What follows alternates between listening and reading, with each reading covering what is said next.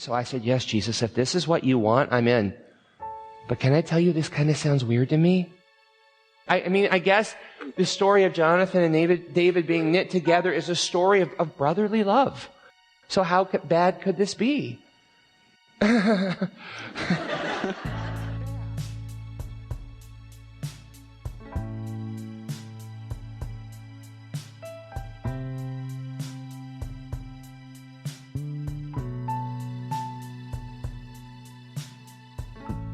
You're listening to Cool and Unusual Punishment Presents Chosen. This is episode 5. My name is Tyler, and joining me as always, Jody, how are you? As always, I'm good. What are we talking about tonight? Tonight we're starting the first episode about knitting. Of what I've heard so far, it's one of the weirder things Yes. mentioned. I'm going to share with you some undeniably weird things about it. And like I said, there's going to be some personal stories upcoming that tie back to this. But for tonight, we're just going to lay the groundwork on what exactly knitting is.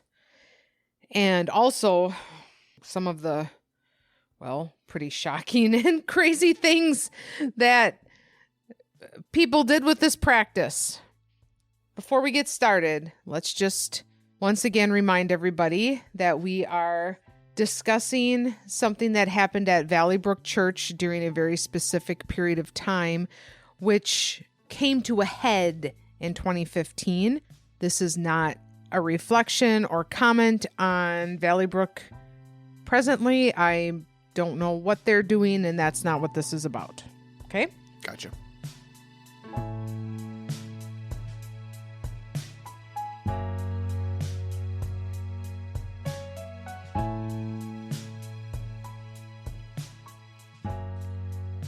All right, knitting, in its most general term, just to get us started, is the idea that there are these bonds that are closer than like spousal bonds or family bonds, family of origin type bonds, okay?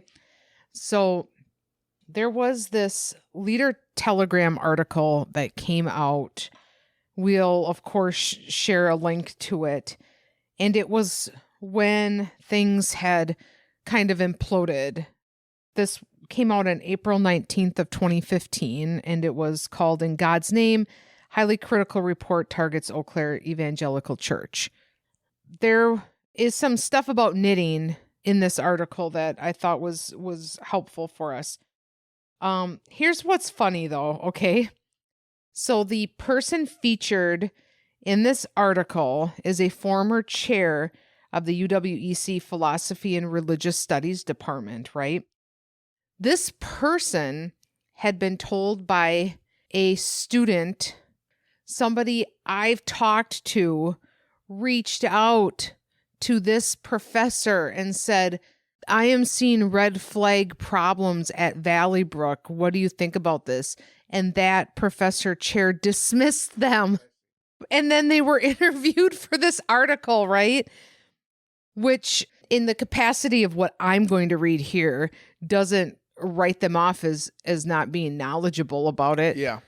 But, you know, I guess you can speak to cults once it's called out as, well. I'm assuming their contribution to the article is that I don't see any problems here.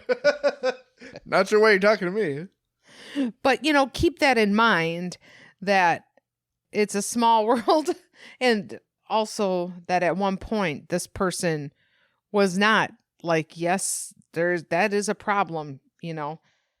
So the part that's relevant to us, every now and then this chair has heard of small non-denominational congregations that make too much of the knitting concept, which she said comes from a misinterpretation of a Bible passage. That Bible passage is generally 1 Samuel 18:1, which you kindly found for me earlier. And that reads, And it came to pass, when he had made an end of speaking unto Saul, that the soul of Jonathan was knit with the soul of David, and Jonathan loved him as his own soul. Okay, she goes on to say it's making way too much of a passing phrase. Mary Clark, the former Valleybrook assistant pastor, maintained the concept was not new to her, although she previously had not heard the term knitting associated with it. In the churches I grew up in, there were often older, more mature Christians that came alongside younger believers, Clark said. We would have called that spiritual parenting or mentorship. Well, okay.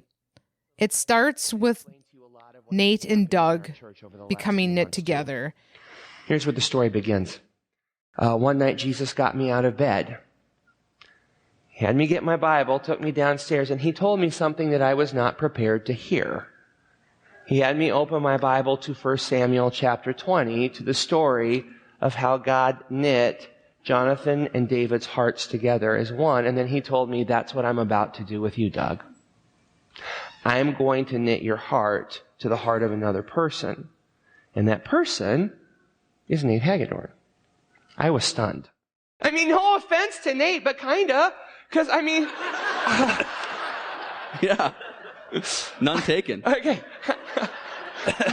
I love this guy, but not enough to have him permanently knit to my heart. Because I know the story of Jonathan and David. There's no break from their knittedness until Jonathan dies. However, they were not the only people that become knit together. Yes, generally speaking, it was staff or somebody with some status. Right. Well, see, that's my other question is when Mary Clark talked about it, about how we would call it spiritual parentship or whatever, like it sounded the way she was describing it as like a mentor-mentee relationship. Whereas when Doug is talking about it, he doesn't like he is status-wise above Nate in sort of a mentor position, but he doesn't suggest that like the knitting relationship has anything to do with mentorship. It's just God knitting two souls together for some ineffable reason. The story of Jonathan and David being knit together is a story of brotherly love. So how bad could this be? Bad. A lot worse than I thought. How do you know, for instance, in this story, that God has really knit your heart to the heart of another person? You know how you know? On the days that you don't want it. On the days that you want to get away from the other person at all costs. On the days that you want it to be over, but it's not. Those are the days you know. Because you can physically distance yourself and you can not talk to each other all day long. And then you can still feel that knitting on your heart on the inside, and it's like your whole life is cursed until you repent and start loving the other person that you're called to love again. So we've had a few of those days over the last 10 months. If people ever talk to you about the story of Jonathan and David in the Bible and they smile, don't believe them. They have no idea what they're talking about, okay? Because having your heart knit to another person by God means that you have to share everything.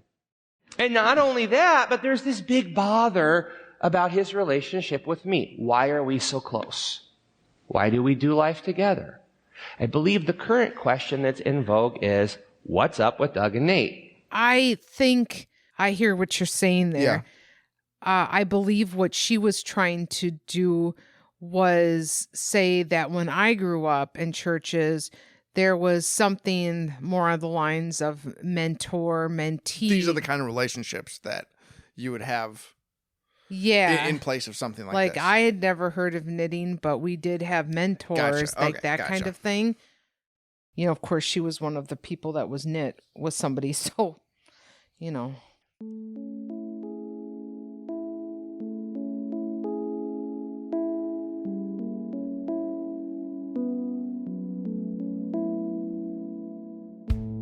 So there were several pairs of people that were knit. Okay, there was one pair that required an intervention. There was one pair that involved a pastor that is still at Valleybrook. And then there was one pair which involved a grown man, with an 18-year-old girl who was referred to as his daughter.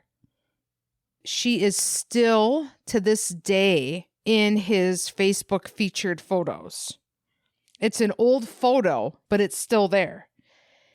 To give you an idea of the sort, like how this relationship was presented to other people, what I'm looking at, what you can see are a bunch of Facebook statuses. Okay. Right. So I'm not going to share these because I don't want to reveal. Right. Sorry, before you do this, I know it's unusual, but is there a basis for knitting in that, No. that comes from some other historical small sect of I didn't know if there was like, here's the thing, here's where knitting started. No, that's the problem. Like, you really have to just talk about it through action, because this is not. Okay. I mean, maybe there's like 3 other churches. I don't know. This was something that for all purposes was an idea that Doug got. Yeah. And also I have read that Bible verse that he uses is often used by places where spiritual abuse occurs. People will misuse this. Yeah. So it's not like, oh, knitting is a underground thing that people like. That phrase in itself is can be misused to justify inappropriate relationship dynamics. Yeah. It broadly doesn't, speaking. Yeah. Like Gotcha. if you Google knitting, yes, you're not going to find like 5 million hits right. on this. That's why it's hard to explain. There's not like books about it. Yeah. So you just have to like understand when we talk about people that were knit together, and imagine a knitted relationship so intense that an intervention is required. It does seem like the rules aren't really clear. It's not like this is an established thing, but what we do understand is that this relationship is more intense than maybe your marriage or your family relationships. Like any kind of love you thought you had, this is more powerful. And that's kind of all we know for sure about how these relationships work. Yeah, that and seems Nate says very that dangerous. in that sermon. It's the first person you talk to in the morning. Look, I love my wife, but hard for us, because what is it? Can you imagine being knit to somebody else? You might think I thought I was knit to my wife, not until I realized I was knit to him. I love my wife and she loves me and we are close. But this is different. This is God. This does not happen every day. So it's interesting even just talking about it right now. I'm like, what in the world am I talking about? This is what God has done. So God has knit us together. That means we lead together. We share life together. We carry the weight of this calling of this church together because God has called us to. As creepy or as weird or as unusual as it is, it's not. It's a biblical model of what the church is supposed to look like, especially church leadership. When God does something new and unusual, we attack it and we start saying bad things and we start believing lies about what it is. There's nothing fishy going on here. It's just 2 brothers caring and loving for each other the way they're supposed to. I would have never thought that's what it was supposed to look like for how selfish I was. But we're called to that kind of love, you guys. We're called to a greater love than the love you even know right now, than the love you know with your spouse, than the love you know with your kids. There is something bigger that we don't even get. So what's up with Doug and Nate? This is what's up with Doug and Nate. God knit our hearts together. I mean, that's a huge commitment. Yeah, absolutely. And think of the other people in your life, like a wife or children, other family. Like, where do they fit into that then? I mean, it's a big ask. Yeah. To be like, are you cool with this? But okay. So, as I mentioned, one of the knitted pairs is a grown man knitted to an 18-year-old young woman, and it's a father-daughter relationship. You mean in terms of its dynamic, not an actual father? Right. Yes, okay. She had a different family. So these are the sorts of things that were posted on Facebook. Went to Target and saw my daddy. The response from the father figure is, seeing you did my heart good. I love you, dear. Okay. Looking forward to daddy-daughter time with the beautiful redacted today. Love that girl. Love you too. And then somebody else says, you have a daughter? And the response is, yes, I do. Not officially, but I do nonetheless. Another one. It's a photo and says, the beautiful birthday girl. We love her tons. I mean, I will show you, like, this is not a little girl. You know what I'm saying? Like, it's a young, it's Yeah. like, you know, this is. Look, like I said, obviously this is uncharted territory, but like, that is not that's not a child. No. Okay. Right. I mean, it's difficult to not be weirded out by it. And that's not his daughter. Well, also, I mean, we know so little about what it means to be knit, aside from what Doug maybe says in sermons, you know, or Nate. Like, their relationship probably wasn't like this. So, like, what does this even mean? Like, okay, he just has this weird parental relationship with someone in his church. That's what this knitting relationship seems to mean. And I get, like, that's not what Doug and Nate's was. So, like, what? I don't know. There needs to be like something written down to define this, because we're in a bad place. Yeah. I mean, can you imagine being friends with this guy and suddenly he's like referring to like a daddy-daughter time, and you see this like young woman and you're like, who in the heck is this? Yeah. And it's not, I mean, then it's like suggested there that it's like an adoption or something. And then also it's like, who's her family? Like, because, you know, well, and as listeners maybe have figured out just from like the beginning when I read that report, we are going to get to the part where there is like a course that people took, the wounded course, and that was a way in which a lot of people identified, really, quite frankly, incorrectly, that their families were their enemies and stuff. And, you know, was that what happened Creates there? a space for maybe. Yeah, like, yeah. oh, hey, you know, like you've identified your family as somebody that you is bad or can't be trusted or whatever. Not that sometimes that wasn't the case. I'm sure that there were people who had real issues. You know, I don't know what the backstory is here, but, you know, let's take this a step further then, okay? And so there was an email that comes out from Doug, like when everything goes down and he is being asked to speak to stuff, he sends this email out, okay? And in that email, there's a few different times in which knitted families are mentioned. So this first time, he's writing this letter to one of the overseers. And when he signs off on the email, he says, I love you and your wife. I love your children, the biological and the knit children. Then the kids are mentioned by name. So these are actual children being raised by somebody else. So in this case, it does sound adoptive.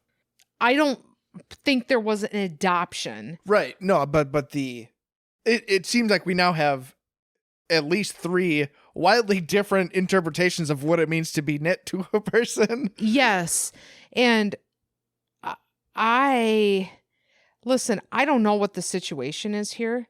Like, I don't know what the original family structure was like for these children that are now knit into this other family. But if that was just a casual, like, we'll be taking care of your children now type deal, you're clearly not capable. Well, that's a little troubling.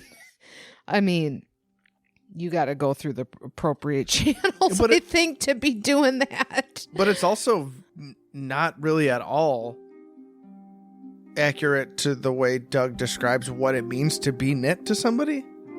That's correct.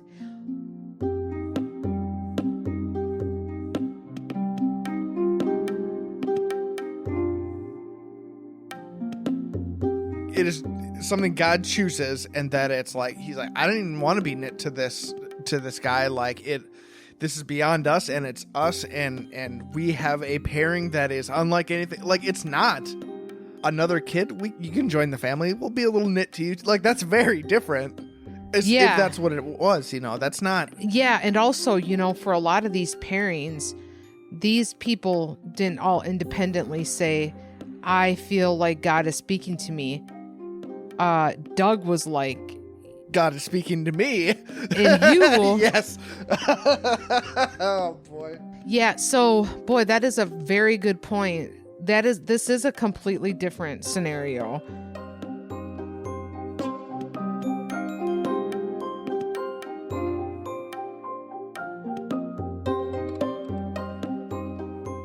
So clearly it was like what would work in the moment. Well, I guess that is the common thread between all of these, because I'm trying to figure out, like, on an academic level, what are we talking about? Maybe the common thread is just, if Doug is the one who is getting the message, then it can be anything, as long as or at least he approves. Yeah, then it's the voice of God through Doug. It doesn't need to be consistent in anything other than that, right? Yeah. And, like, again, I don't know, like, with this situation with these children, what the situation was. Mm-hmm. But, taking kids from one family and putting them in another family, that feels like real reckless, Yeah. Okay. You okay? It is a remarkable element to successfully introduce into your church, setting aside whether or not you believe the legitimacy of God's choosing these. Like, for all practical purposes, what is happening is that Doug is bestowed with an authority to link people into relationships that are more powerful than any other relationships they could have in their life. That is the practical end of what it means for knitting to be happening in this church. If Doug is the one doling these out. Yeah. That's a lot. That's a lot of power. Yeah.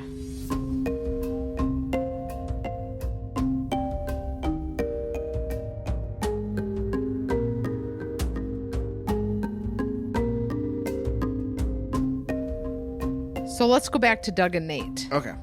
On Wednesday, March 12th, 2014, Doug sends out to the church email list, "Hey there, we wanted to let you know that we have a new email address that should end a lot of confusion for everybody. Doug and Nate at valleybrookchurch.org. No more CCs and reply alls. Our other email accounts are being shut down, and you can email us at this address. It's going to make it a lot easier for us, too. Love you guys, Doug and Nate." I think this probably answers all your questions. I know you're confused, so here's a new joint email address that we'll be using. Listen, the person who shared that with me has kept that email since 2014. It's like, they identified that in the moment as being so weird that they had to save it. Like, I can't. It doesn't sound like what he's saying is like, hey, as you know, we're knit, so it makes sense for us to share this email. He's like, the CCs and the BCCs, like, crazy, am I right? We actually just have one email address now, so this should clear up all the red tape. What is really at the heart of that is, yes, they just send it to us. Everybody knows why. Okay, so I'm going to return back to this email that I just mentioned, the one where the knit children are mentioned. So this is a letter. Doug is explaining in this email. Whole thing is justifying, how he's not sorry for many things. It's one of these things where blah, blah, blah, blah, blah. However, I'm not sorry for this. I'm not sorry for this. And at the end, he says, most of all, I do not apologize for being knit to Nate and living out our calling together. And Robin and I, his wife, do not apologize for legally adopting him as our son, which is one of the greatest joys our entire family has ever experienced.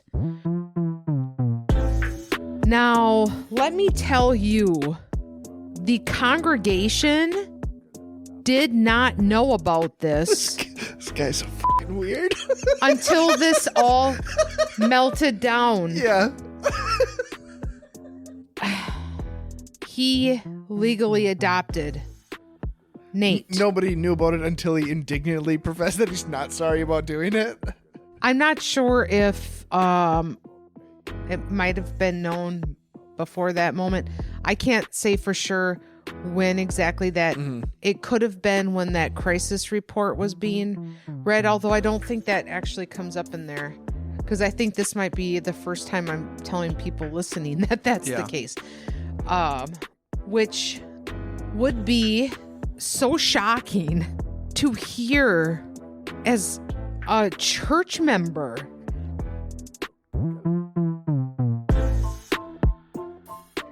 I cannot imagine reflecting back on it's like, okay, this is me like revealing something about my personal life for a minute and not minimizing this.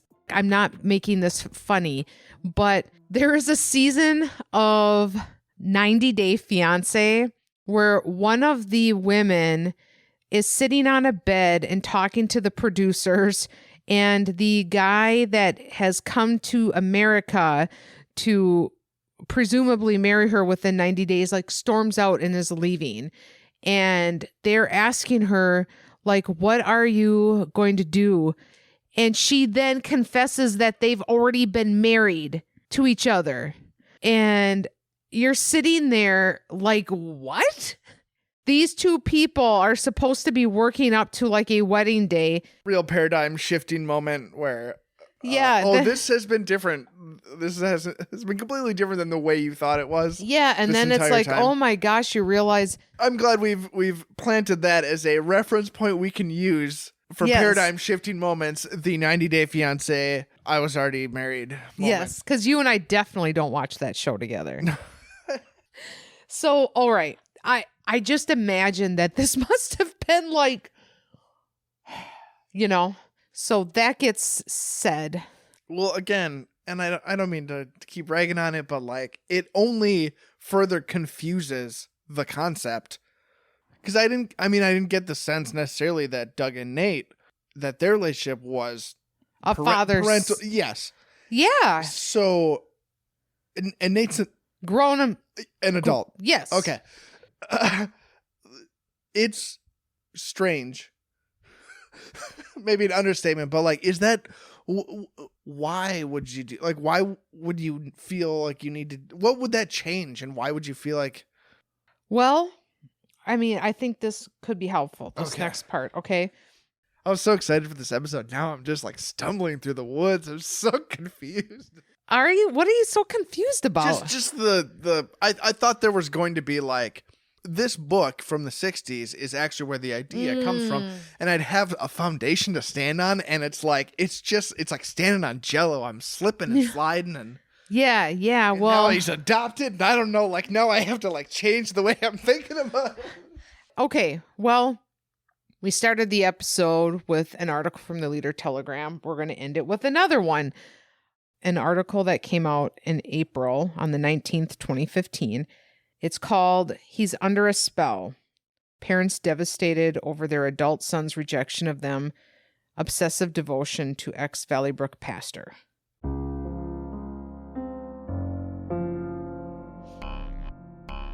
Cadat. Growing up on Eau Claire's north side, Nate Hagedorn loved to play video games, hunt with his dad, play sports with his mom as a teen parent, and go boating on the Chippewa River with his grandparents.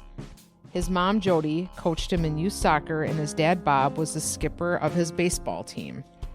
It was a typical happy Wisconsin childhood for a boy who, in his parents' eyes, was extraordinary for his loving, introspective way. But shockingly, Nate, 32, has cut off all contact with his family and earlier this year allowed himself to be legally adopted by his mentor, the former lead pastor at Valleybrook Church in downtown Eau Claire. The Hagedorns believe Nate and the others were, quote, brainwashed by Lebsack into believing his methods, which also included, quote, knitting together many pairs of unrelated people in the congregation, were a legitimate means to a holy end. Lebsack and Nate, although they both have wives and children of their own, were among the duos supposedly spiritually knit together at the church. We feel his free will has been stripped from him, if that's possible, and he doesn't have the mind to say, this is icky, I don't like it. Jody, 55 at that time, said recently in an interview at the couple's home east of Lake Wissota in rural Chippewa County. The Converge report stated that the knitting relationship between Lebsack and Nate, quote, became a normative doctrinal point within Valleybrook Church with no biblical basis. It said parishioners indicated the pair shared an email account, which we know, attended all meetings together, and reportedly spent all their waking hours together. A lot of people have been hurt, and that's a big deal for us, said Bob, 56, who's the dad. But these other people who have been hurt, they're mending, or however they're doing it with their families, but our son, he's still in the mess. The Hagedorns acknowledged feeling badly about Nate's complicit role in the alleged abuse at Valleybrook, even though they are convinced he was also a victim. He's our son, and he's like this little disciple of this guy, Bob said, shaking his head ruefully. I know Doug loves me. I love him. He's really a mentor to me, a brother to me, someone I really look up to, and I know he knows I love him back. But this Jonathan and David thing, like I didn't even understand the implications of what that meant. So I just took it in. I go home. I don't even think I told Jess about it because it didn't even register for me. It's just like, oh, awesome. We're supposed to be Jonathan and David. We're going to be really close at the office. This is going to be a really good time. Well, maybe we'll teach together sometime, or, like I'll learn a lot of stuff. And that next day, seeing the serious look on Doug's face again, knowing how seriously he takes what God tells him to do and what God shows him in obedience, and me learning how to be obedient to what God's showing me. But I agreed with Doug, and he told me again, he said, buddy, like, this is real. I started to doubt. Is this knitting thing even real? That's just a story. That's not really good. That can't really happen nowadays. There's no way God would do anything like that. But I knew it. And Doug was talking about how you don't even realize how knit you are to somebody until you try to get away. I could not get away. And it wasn't Doug pinning me down in his office. I couldn't get away. I could get away, but I couldn't get away inside. God kept pointing me back to Doug. God kept pointing me back to truth. I tried hard to get away. I couldn't get away. And that is when you really realize that you can't get away and how knit you really are, because God has done this. I've had to lay down everything to be knit to this man. And so is he. I do not have a life anymore. I don't. The life that I thought I wanted That's true. and dreamed for, I do not get, because God has called me to this. And I have more life now than I ever thought I'd ever have. Yep. Nate's saga began about 10 years ago when an ex-girlfriend introduced him to Valleybrook. At that time, he had a rainbow-colored mohawk that his mother helped him create. The 2001 North High School graduate began as a church drummer and then quickly moved up the ranks to leading a youth group and ultimately to becoming co-lead pastor. Initially, his parents thought it seemed like a good fit. He'd play drums and we'd go and watch once in a while, said Bob, who even helped Nate build a stand for the church drum set. We were proud of what he was doing. He was moving forward with God, and that was great. But as Nate became increasingly immersed in Valleybrook affairs, he slowly began withdrawing from his parents and two younger brothers, Jody said. Jody and Bob tried not to make too much of it until one day in 2009, seemingly out of the blue, when on a walk with Jody, Nate informed her that she no longer would be permitted to be alone with her grandchildren.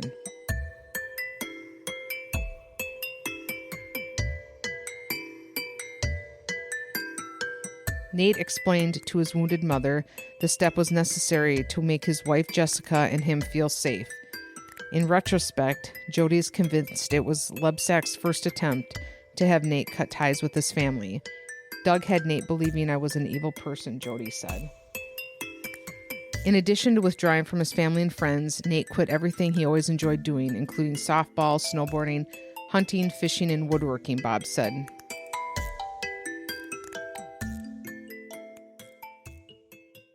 Seated on a living room couch below family pictures and included a smiling Nate and his brothers, Jody wiped away tears as she reflected on the changes in her firstborn. Here is this gentle, meek, childlike soul that's been manipulated to the point where he doesn't even know who he is, Jody said, her voice cracking. In September 2013, Nate met Bob and Jody at an Eau Claire restaurant and informed them, with no discussion or explanation, that he loved them but no longer would have anything to do with them. Jody recalled Nate calling Lebsack his best friend and saying he loved the man. At the same moment, the Hagedorns knew their grandchildren were in the care of Lebsack and his wife.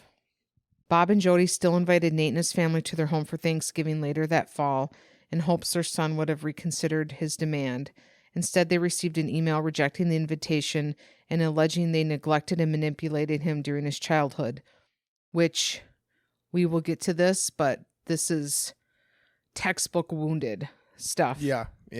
Nate's email went on to say he had made the decision that he and his family would not attend any family functions in the future, and then asked his parents not to stop at his home or attempt to contact him.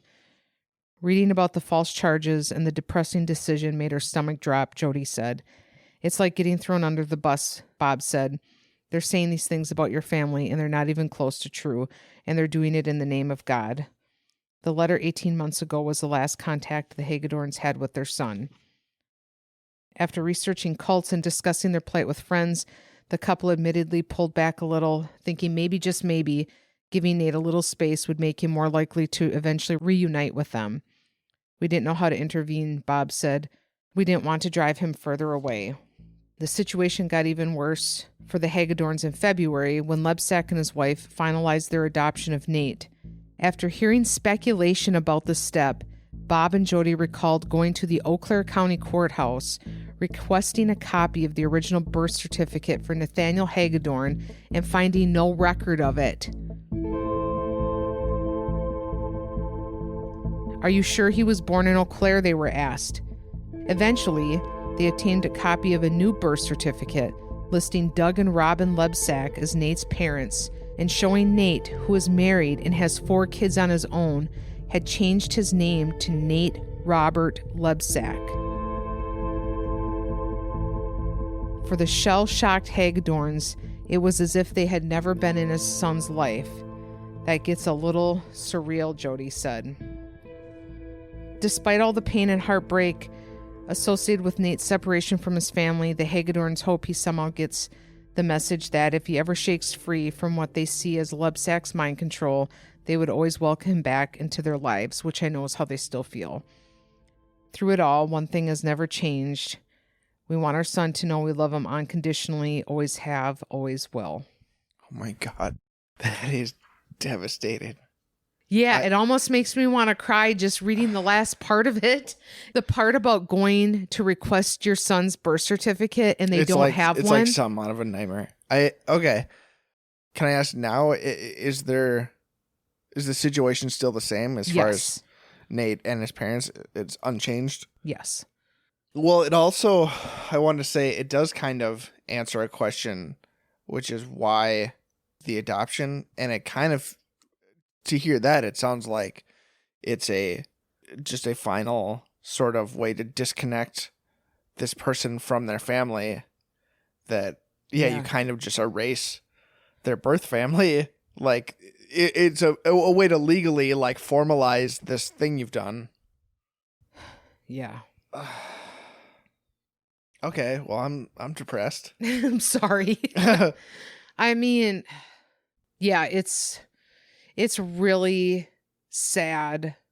And like, what a testament, being a parent myself, that like you're going to just leave that door open, a testament to just the unconditional love you have for your kids.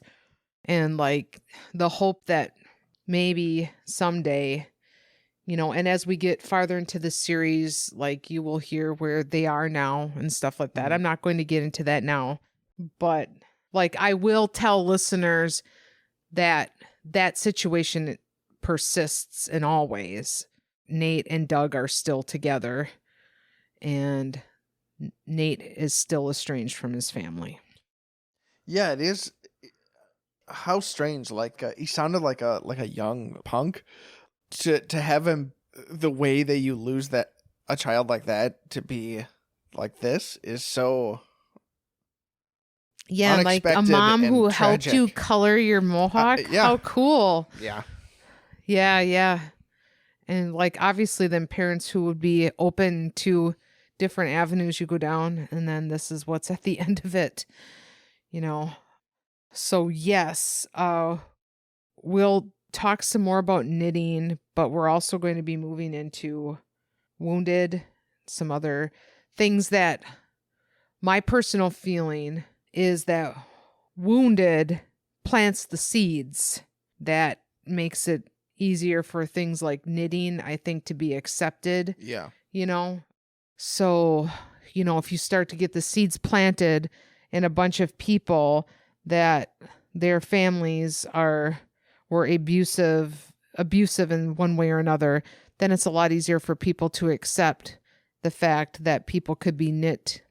Yeah, and especially it makes sense now the way you said that if you have in your church community recently been witness to the lead pastor like introducing this concept to you, that he's knit to the other, it normalizes what might happen to you later after you've gone through your wounded course. Now there is like a precedent for this replacement relationship or whatever. Yeah. Yeah. Thanks for listening, everybody. We'll be back with more. Yep. And thanks to folks who have shared their documents with us, because that's been anonymous, that some of the documentation I share, like I forget that I still would like to thank those people who have shared their documentation with me. We'll again share the links so you can read more of the Leader Telegram articles that I cite here. Mm-hmm. Yeah, see you next time. Stay tuned. I want to end this today by being really vulnerable with you. I can do that today. I can open my heart like this because you're sitting next to me. Because I've never been able to do this kind of thing before. So over the past 8 years, you guys have come to Valleybrook Church and you found a safe place. You found a place to get well. And for a lot of you, I was the first person who ever really saw you. I was the first person who ever really loved you. I'm the first person a lot of you ever told your story to. Things that you thought would never come out of your mouth. You've told those things to me, and I was trusted and I was safe for you. And whatever it took for you to get well, I fought for you. I prayed for you. I loved you the very best I knew how to do. I breathed permission into you. And now it's my turn. I finally get to experience the Valleybrook Church that you've experienced and that you've known. I get to get well too. So God has given Nate to me to be to me what I've been to all of you. So here's what I need from you. Will you see what God has done here and call it good? Because here's the truth. Being knit to Nate has been one of the best things God has ever done for me, even though I really bucked it at first. My marriage has been healed in a big way. Robin is a huge fan of this. I know God's not going to knit your heart to another person like he's done here. This is super unusual. You don't even have to be afraid of that. Really. That's not on the table for you. But here's what is on the table. To look at your relationships with God. Your relationship with people in your life, your relationship with this church, your relationship to money, your relationship to time, your relationship to all these things in your life. Okay, God, show me. I want the selfishness to go.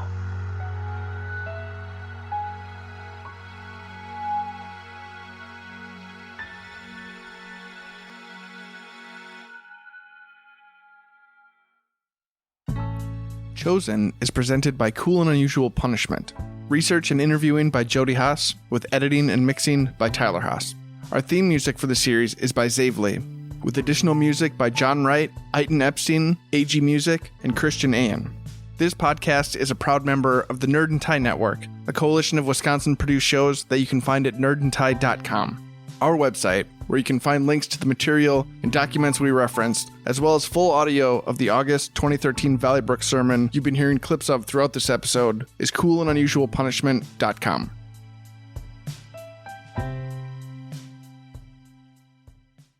Look, I love my wife, but